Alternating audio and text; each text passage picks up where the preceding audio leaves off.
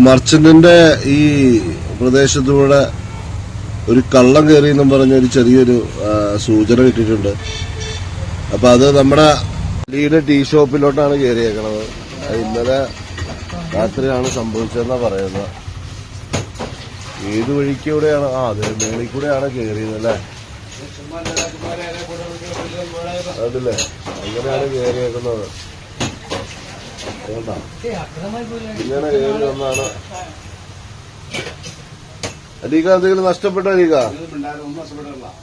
കള്ളം കയറിയേക്കുന്ന ഈ മേലെ കൂടെ ചവിട്ടി കയറുക ഇത്. അതെ അതെ